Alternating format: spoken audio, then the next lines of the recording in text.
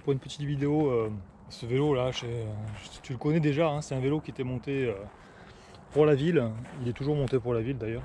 J'avais mis un cintre plat. J'avais besoin pour des raisons perso du cintre plat. Je lui ai remis un cintre typé course. C'est un joli cintre que j'avais récupéré sur un vélo. C'était un Sakae Custom Road Champion avec sur une potence SR. Donc c'est déjà à l'époque il y avait un petit rise là, on peut le voir, je sais pas si tu le vois bien à la caméra. Déjà tu avais un petit rise, il est bien large, je sais pas quelle taille il fait exactement mais il est bien large. Voilà, je l'ai remonté en type single speed. Donc par contre il faut un peu des jambes, 44 18 à l'arrière ou 16, il faut que je compte. Voilà, pneus en 23C.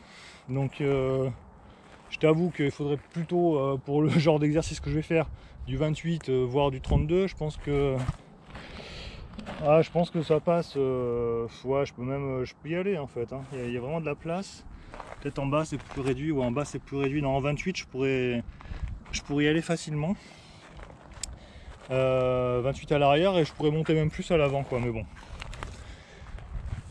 On reste en 23C et je vais te montrer que faire du gravel en 23C c'est tout à fait possible, hein. Bon, ça va pas être l'idéal, d'accord, mais c'est pas impossible, hein. Si tu es avec ton vélo de route et que tu as envie de te promener un peu dans la forêt, là tu peux facilement rouler avec ton vélo de route, hein. Faut pas croire. Voilà, je te laisse apprécier le type de terrain sur lequel je vais rouler. Donc ça va être du mixte, hein. On va partir sur des racines. On va traverser des épis de pin, voilà. Et bien sûr, ce que tu kiffes le plus au monde, on va manger du gravier. Allez, c'est parti, gravel en mode single speed sur un vélo vintage avec des pneus de route.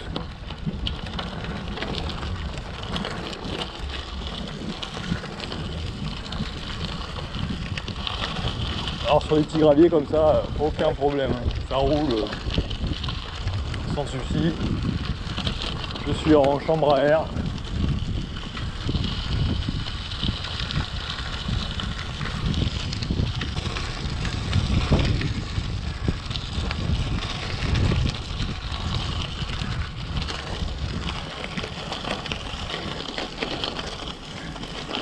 Là tu vois une petite montée comme ça. Avec mon fixie, je l'avale très facilement. Pédale auto et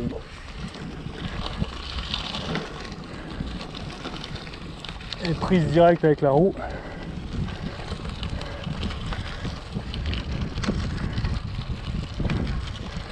Et je t'avoue que cette petite montée, je la sens passer.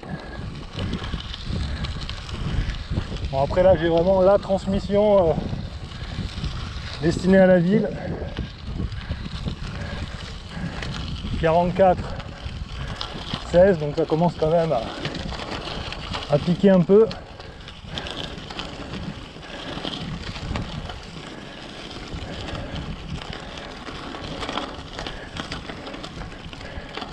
Et ça passe.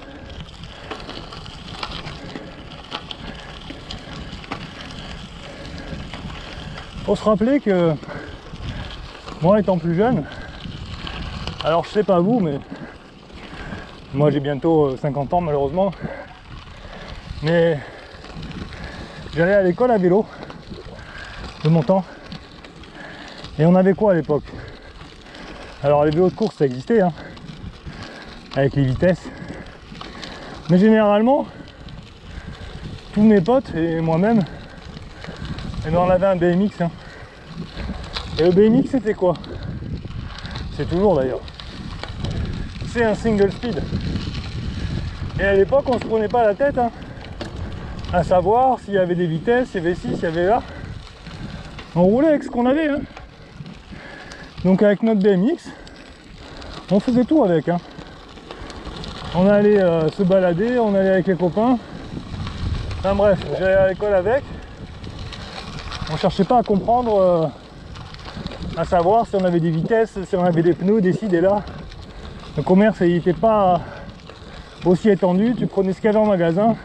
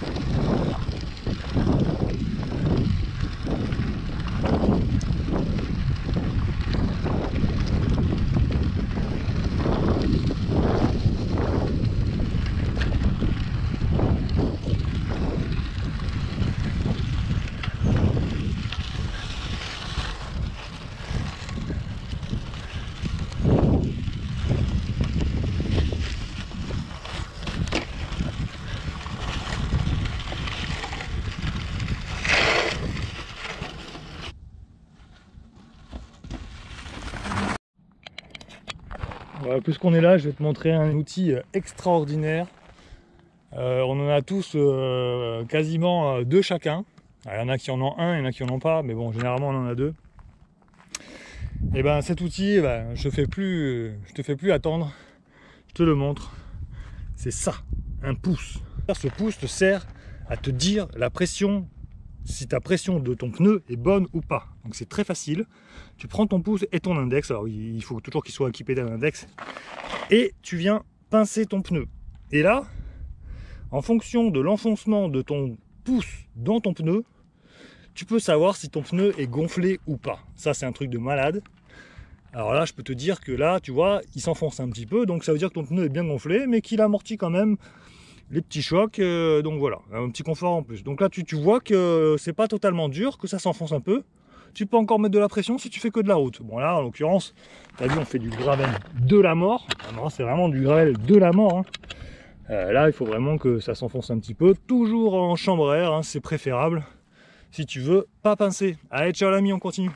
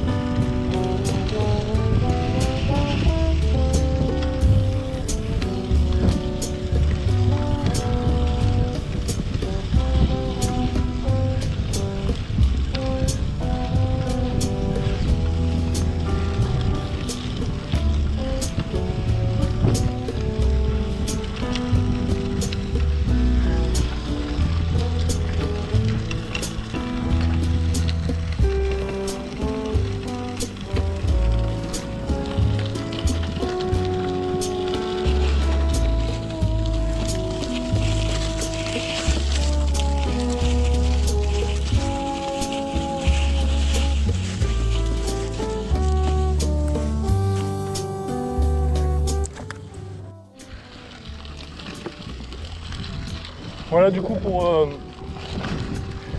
te montrer qu'avec très peu d'argent, un peu de motivation et un peu de savoir-faire, tu peux rouler avec n'importe quoi. Pas besoin de te faire avoir par le commerce. Tu vois, ce vélo,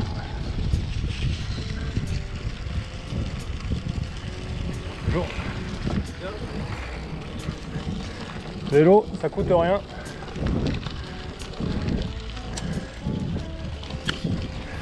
Et ça te permet de rouler partout, quoi, hein.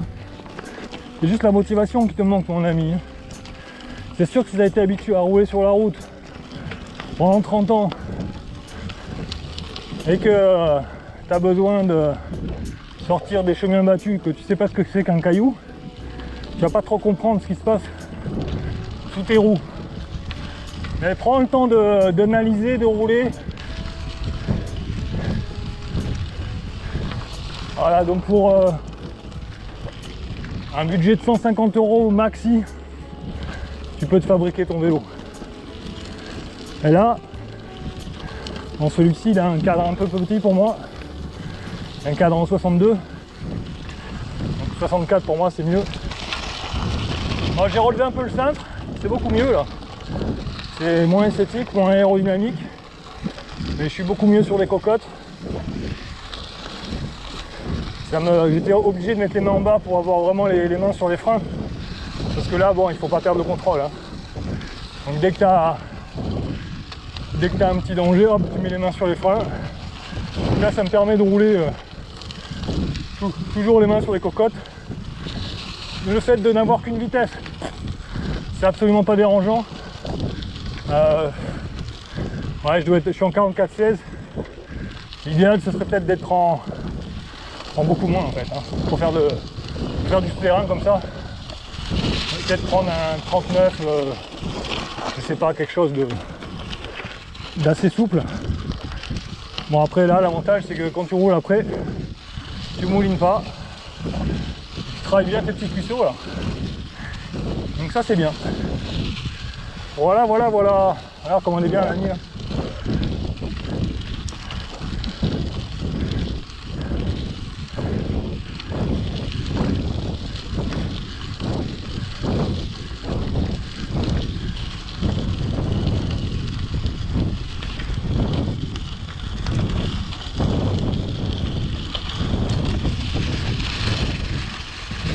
Quand tu arrives sur des parties sablonneuses comme ça, avec les pneus enfin, une section là tu t'enfonces. Là, je vais pas te mentir, tu t'enfonces. Mais ça passe. Il faut savoir juste adapter sa vitesse, mon poteau.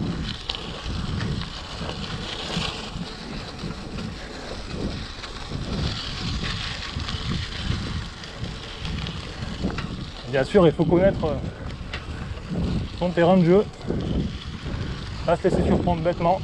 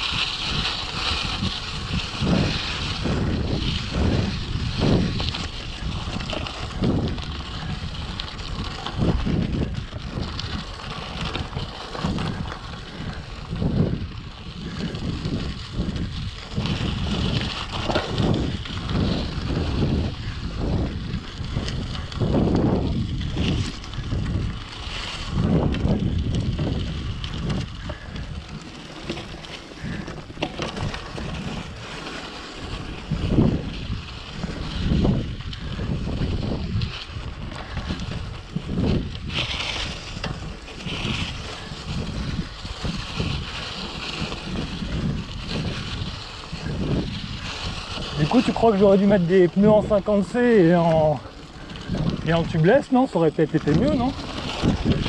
Alors pour tous ceux qui ont peur de crever à cause de tout ce que vous entendez sur ces putains de réseaux de merde, je vais te dire un truc, moi.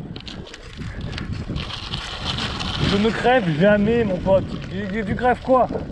C'est la seule raison où je vais pouvoir crever, ça va être sur des bouts de verre ou sur des grosses épines, c'est tout.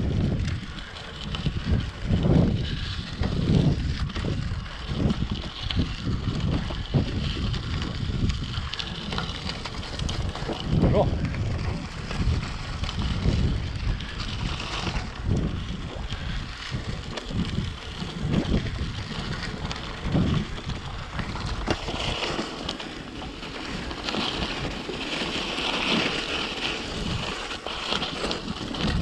tu as la bonne pression dans les pneus, t'as aucune raison de pincer. À part vraiment si tu arrives à faire un gros choc inhabituel, mais bon, généralement, si tu fais ça, c'est que déjà que t'es pas bien.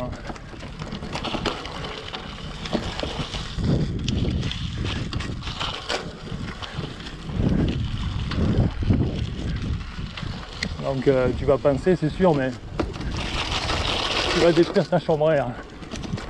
Là où je passe, là, mon pote.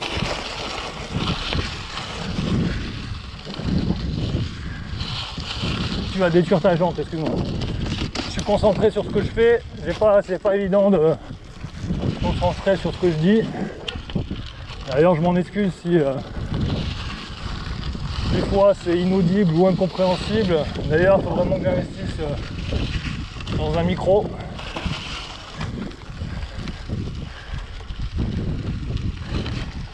Bon, c'est fatigant quand même. C'est fatigant, là il y a des grosses racines. Ah, c'est chaud le gravel, hein, attention. Hein. Ah, en 23C, pas tout le monde qui le fait ça. Hein. Surtout que moi je suis personne, donc c'est ça qui me fait rigoler. Voilà. Ça j'aime pas. Donc ça va, c'est un anti-chien.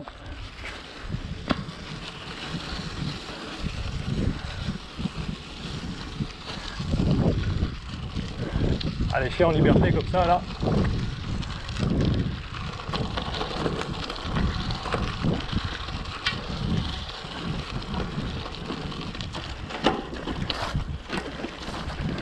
Bon, là on est pas du tout adapté à la situation.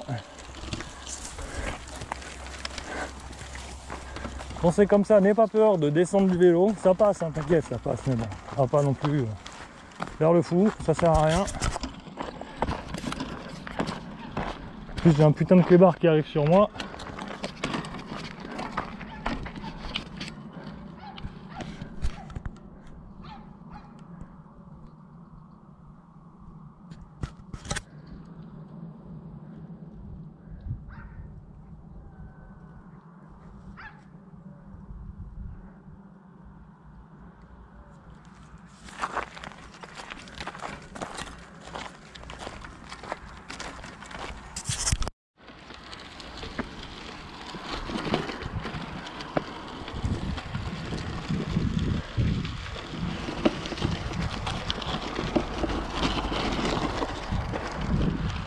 Sur des terrains comme ça, là, il faut vraiment choisir ta trajectoire et alléger au maximum ta roue au point de contact. C'est-à-dire que quand elle est sur l'avant, ben, au moment de passer une grosse pierre ou un creux, ben, ou tu soulages ton avant en décollant, en tirant sur ton guidon, ou alors tu lèves tes fesses de l'arrière si, bien évidemment, ça va tirer de l'arrière, ça va taper de l'arrière.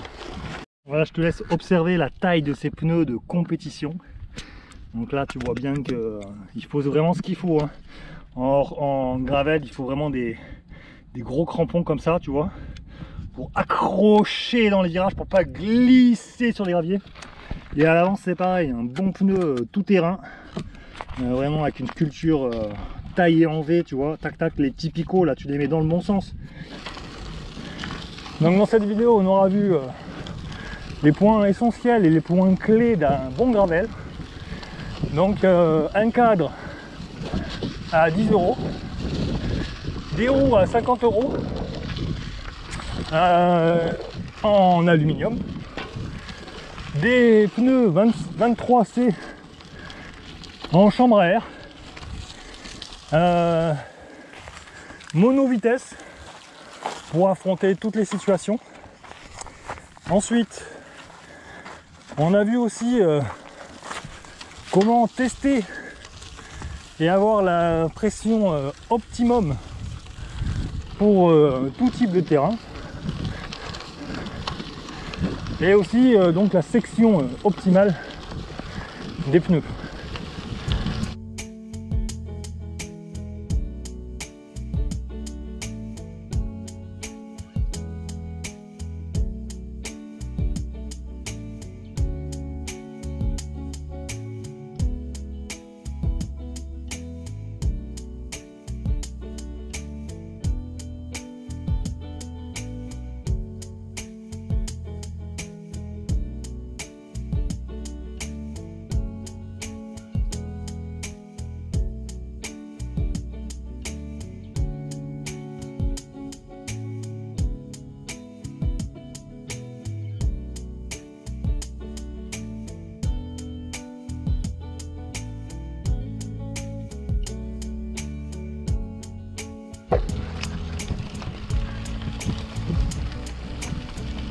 Bonjour.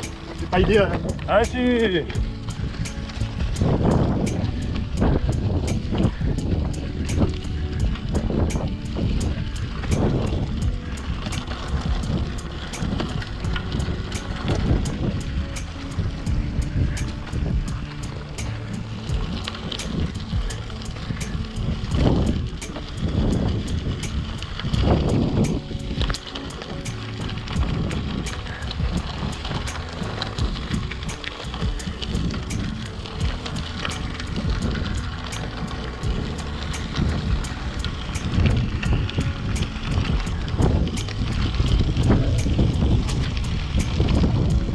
Chacun son idéal.